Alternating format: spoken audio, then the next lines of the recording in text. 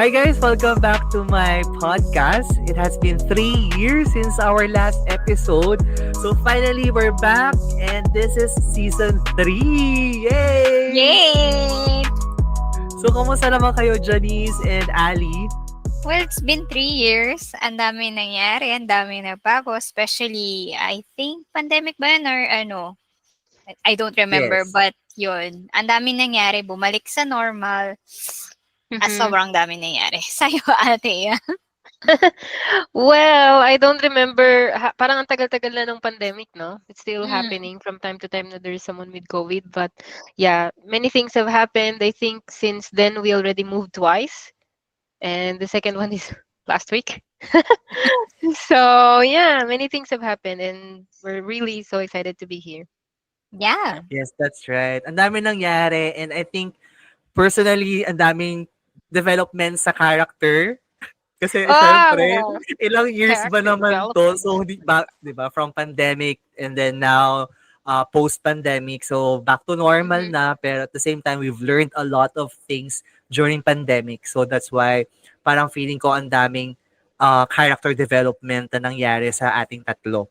And when when Agree. when I when I ask you guys the question nung last week lang actually, I ask you guys, Chris Talk Season 3, are you guys G? So what made you guys decide to join this comeback? Ako wala. Parang I'm excited to be back talaga. Kasi yung past season or episodes, I enjoy it kasi. First thing, I Mhm. enjoy it. And then, I'm expecting the same then this season. Or, parang mas may hit niya pa. Kasi that time, starting pa lang eh. So, parang medyo nahihiya pa. Pero ngayon, parang syempre, develop na yung speaking skills and all. And sobrang comfortable na din ako as your guest. So, parang, I'm looking forward for new ideas, like, pang mature 30s and stuff na yung topic natin. Yun Pang lang. mature Yeah. level na, Pang gano'n. mature Yes. level na, uy, ano tayo ha? Wholesome. Ah, Pero yeah, to be fair, it's been a while, but the feeling na, to be here with you, um, guesting and, talking about these questions that you have for us, parang the same level of excitement din na parang, uy, there's gonna be something new. And it's always like this when we have like, do you remember, guys, like even when we are with our group chats, we just talk about something and we always say, uy, podcast na to. So mm. it's always like that. So I'm sure it's gonna be exciting. So that's why it's a yes for me, agad-agad. Mm, mm. Yeah. Yes. And ano naman na-expect nyo right now sa season 3? To be honest, wala naman akong expectation. Parang siguro more like I'm really just looking forward that we can share our, innermost thoughts. Yeah. Innermost thoughts and how I'm curious to see how we change through the years and if our answers for, your questions would be any different and just compare how it would be from the past comparing to now. Mm, So yeah, mm. Yes, that's my that's right. expectation. Ako naman, I have my own expectations rin about the show, you know. Kasi parang before kasi, we're just giving advices, you know. Pero this Ah, time yes. kasi parang in a mature perspective, parang ganon. Kasi right now, parang Mhm, ang dami na nangyari na challenges in the past years. And then, parang ito na yung parang pinaka-mature natin na pwedeng gawin or pwedeng i-advise sa ating mga listeners right now. So I think mhm. that's my expectation for this season na parang mas mature and mas bold. Kumbaga. Mas Di ba? ba? Oo. Yeah, like, kasi, you know what? Pag nag-advise tayo, parang napaka-demure natin before, like very conservative. Parang we're advising Mhm, because we want people to, you know, feel good about things, you know. But in reality kasi somehow there are pros and there are cons. So I think this mhm. time season 3 we're becoming more mature and bold in the sense na parang hindi na natin kailangan i-sugarcoat yung mga advices this time. So I think that's what I'm expecting right now, na medyo ano tayo ngayon, in a reality na talaga. Parang more of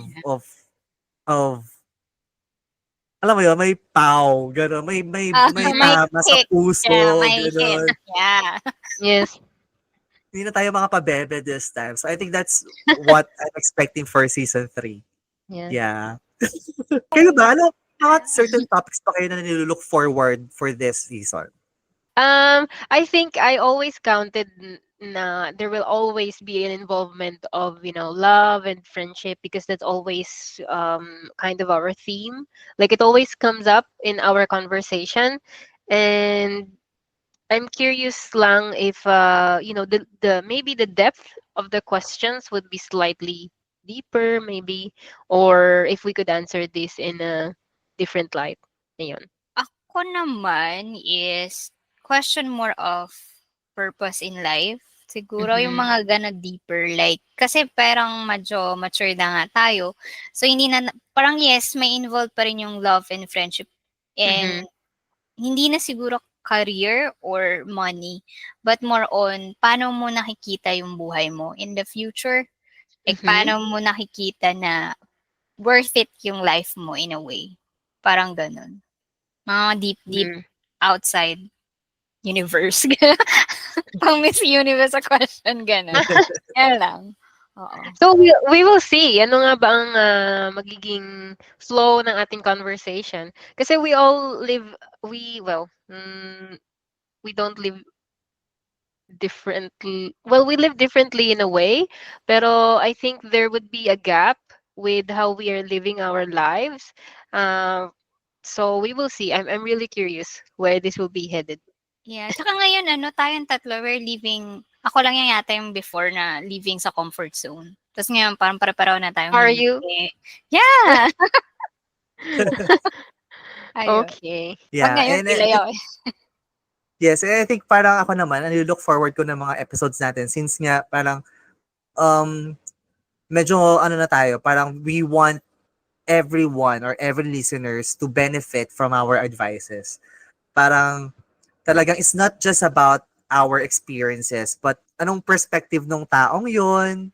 Parang ganun. Parang we're expanding our perspective sa mga topics. Not just on our personal experiences, but more on like ano kaya na-feel nung taong yon nung time na yon or something like that. So parang we're looking at a different perspective of topics. So gano'n. So medyo exciting no kasi parang it's a challenge on our level din na parang this time really deep diving on certain topics and discussing it. Mhm. Saka Yes, parang iba yes. eh. Iba na, ako, feeling ko mula na nag-30s ako. Parang iba yung feeling ko talaga. Like, hindi na siya bata. Parang ganun. Hindi na siya demure. Basta na siya. Parang, eto na to, life na to. Ganun.